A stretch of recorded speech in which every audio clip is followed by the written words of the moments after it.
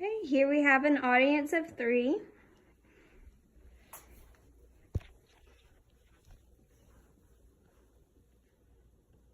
My name's Alyssa Ramirez, and I'm going to give a presentation on vaccinations.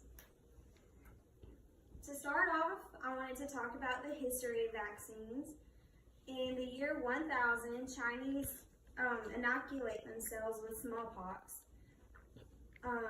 And then we see Jenner create the first vaccination using cowpox to fight for immunity against smallpox.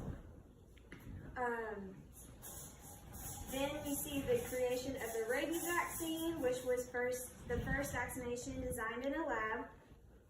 And in 1886 is when we start to see this vaccination used on humans.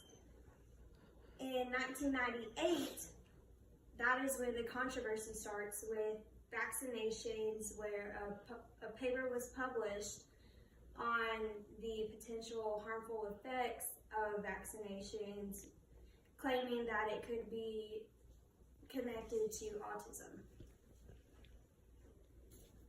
Next, I wanted to talk about what vaccines are. Vaccines are a preparation of inactivated or attenuated microorganisms or its inactivated fraction, such as a toxin.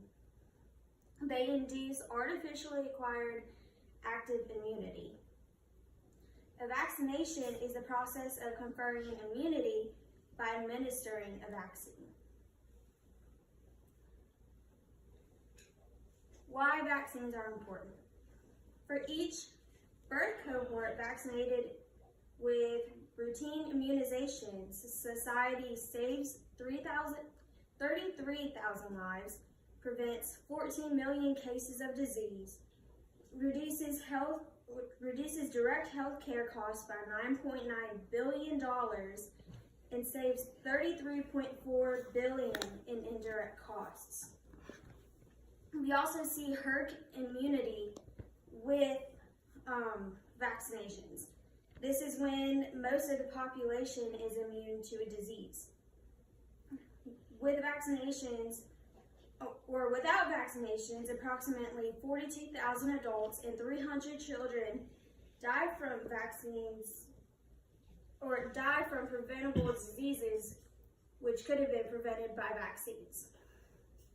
In those communities with large amounts of unvaccinated or under-vaccinated individuals, that there's a higher risk to be affected by vaccine-preventable diseases. The vaccine controversy, it started about 20 years ago when Andrew Wakefield led a small study and suggested that vaccinations had a link to autism. He also ended up losing his license, but this is the movement that catalyzed the anti-vaccination movement. The movement itself is based off of false claims and is actually detrimental to society. Diseases which were once abolished, we have now seen a resurgence in. So, consequences of choosing not to vaccinate. According to Time, it is due to the effort of anti-vaxxers that we see an emerging compact of 4 major preventable diseases. This includes mumps, measles, whooping cough, and chickenpox. People in the United States continue to get diseases that are vaccine preventable. Viral hepatitis, influenza, and TB remain among the leading causes of illness and death in the United States and account for substantial spending on related consequences of infection. Why everyone should be vaccinated. Vaccine preventable diseases haven't gone away. The viruses and bacteria that cause illness and death still exist and can be passed on to those who are not protected by vaccines.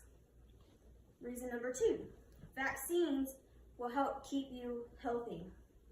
The Center for Disease Control and Prevention recommends vaccinations throughout your life to prevent many infections. When you skip vaccines, you leave yourself vulnerable to illnesses such as shingles, pneumonia, influenza, and HPV and hepatitis, both leading causes of cancer. And number 3, your family and co-workers also depend on you. In the U.S. each year, millions of adults get sick from vaccine-preventable diseases, causing them to miss work and leave them unable to care for those who depend on them, including their children and or aging parents. Okay. Here we have some sources. 10 reasons to be vaccinated.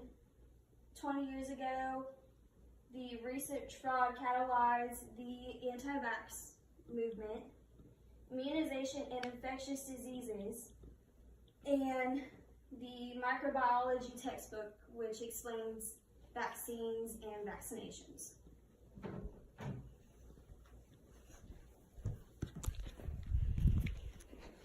Here we still have our audience of 3.